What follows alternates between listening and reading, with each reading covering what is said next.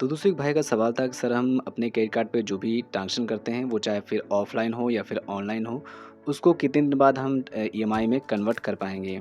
तो यहाँ पे इस वीडियो में आपको मैं बताने वाला हूँ कि आप अपने ट्रांज़ैक्शन को कितने दिन बाद ईएमआई में कन्वर्ट कर सकते हैं और कैसे कर पाएँगे वो भी मैं आज इस वीडियो में लाइव करके दिखाने वाला हूँ कि आप अपने ट्रांज़ैक्शन को ईएमआई में कैसे कन्वर्ट करते हैं।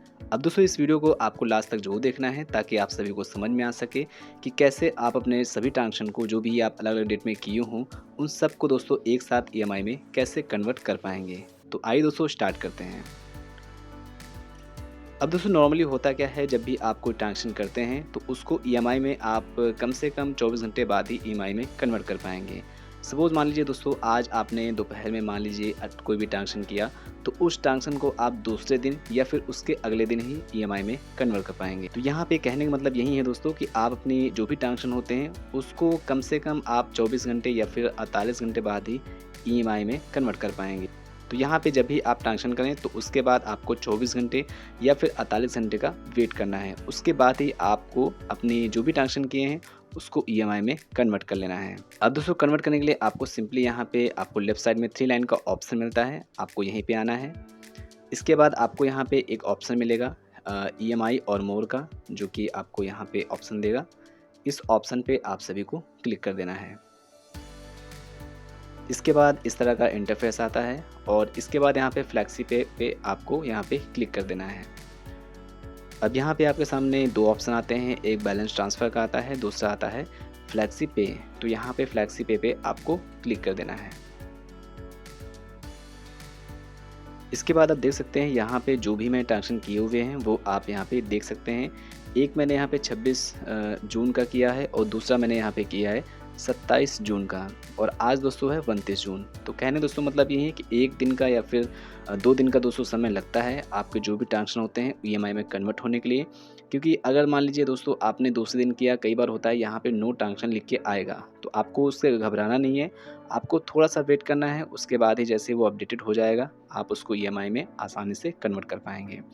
तो इस तरह से आपको जब भी आपके ट्रांज़ैक्शन दिखेंगे यहाँ पे जो भी आपको ईएमआई में कन्वर्ट करना है, आप उसको सिलेक्ट कर लेना है। तो आपके सामने जो भी ऑप्शन आते हैं, जो भी आपके ट्रांज़ैक्शन आएँगे, आपको जिसको भी ईएमआई में कन्वर्ट करना है, आप उसको सिलेक्ट कर सकते हैं। अगर आपको सभी को करना है, तो आप सिलेक्ट ऑल पे भी क्लिक कर सकते हैं और सिलेक्ट ऑल पे क्लिक करने के बाद आप अमाउंट भी वहाँ पे लिख सकते हैं। अगर अमाउंट आपको ज़्यादा या फिर कम करना है, तो वो चीज़ आप वहाँ पे एडिट भी कर सकते हैं।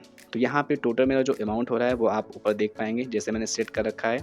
तो उसके हिसाब से मेरा जो अमाउंट है वो यहाँ पे आपको शो कर देगा कि एलिजिबल अमाउंट आई मीन आपका जो भी अमाउंट होगा वो आपको यहाँ पे शो कर देगा। आपका जो भी सिलेक्टेड अमाउंट का जो भी टोटल होगा वो दोस्तों आपको यहाँ पे ऊपर यहाँ पे आप देख पाएँगे, वो आपको यहाँ पे टोटल कर देगा। इसके बाद आप यहाँ पे कंटिन्यू पे क्लिक करेंगे। अगर दोस्तों आपका कोई एक ट्रांज़ैक्शन आपको ईएमआई में कन्वर्ट करना है तो आपको सिलेक्ट ऑल को हटा के सिर्फ उसी को आपको सेट कर लेना है।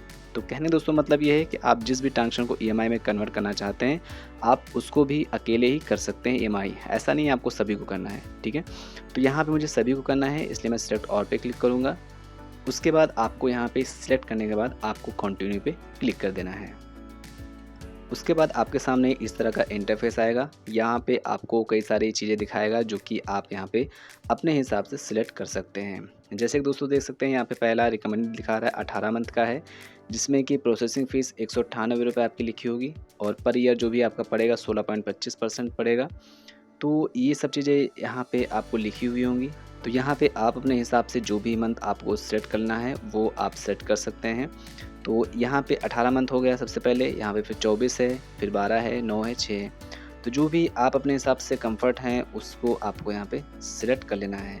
अब मैं यहाँ पे 6 मंथ करूँगा क्योंकि यहाँ पे जितनी जल्दी ईएमआई ख़त्म हो जाए उतनी जल्दी अच्छा रहता है। तो आप फ़िलहाल अपने हिसाब से कर सकते हैं दोस्तों, जो भी आपको करना हो। फ़िलहाल मैं यहाँ पे 6 मंथ कर देता हूँ। उसके बाद यहाँ पे अप्लाई पे क्लिक कर देंगे। इसके बाद आपको यहाँ पे एक बार वेरीफ़ाई कर लेना है। आपका जो भी टोटल अमाउंट होगा वो आपको यहाँ पे शो कर देगा। जो भी आपने ट्रांज़ैक्शन को सेट किया है ईएमआई के लिए, उसका जो भी टोटल होगा वो यहाँ पे सेट होगा। इसके बाद यहाँ पे दिखाएगा कि आपकी पर मंथ की ईएमआई कितनी आएगी, वो यहाँ पे आप देख पाएँगे। उसके बाद इंटरेस्ट आपको कितना लग रहा है पर ईयर का, वो भी आप देख पाएँगे। उसके बाद 6 मंथ का जो भी है आपकी ईएमआई है वो यहाँ पे लिखी होगी कि 6 मंथ तक आपकी ये ईएमआई चलेगी। उसके बाद यहाँ पे प्रोसेसिंग फ़ीस आपकी लिखी होगी कि 233 रुपए यहाँ पे प्रोसेसिंग फ़ीस लगी है। इतना करने के बाद आपको यहाँ पे आई एग्री बॉक्स पे क्लिक कर देना है।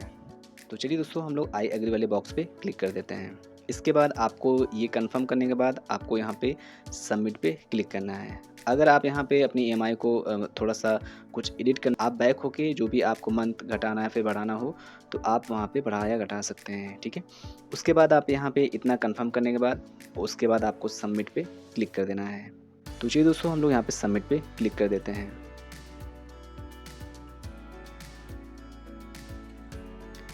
अब दोस्तों, आप लोग देख सकते हैं यहाँ पे कांग्रेचुलेशन का यहाँ पे आइकन आ चुका है। उसके बाद लिख के आ चुका है you have successfully booked flexi पे, जो भी आपका अमाउंट होगा वो आपको लिखा रहेगा।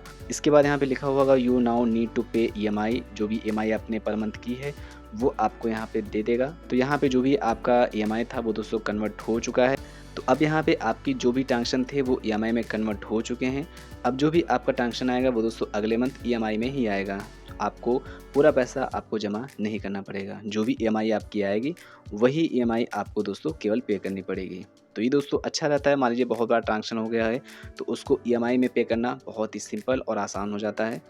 तो आई होप दोस्तों आप समझ गए होंगे कि कैसे आप लोग अपने ट्रांजेक्शन को कितने दिन बाद और कैसे आप लोग ईएमआई में कन्वर्ट कर सकते हैं। तो बहुत ही सिंपल वे है। इसी तरह आपको जो भी ट्रांजेक्शन हो, जो भी आप करना चाहते हो वो ईएमआई में कन्वर्ट कर सकते हैं।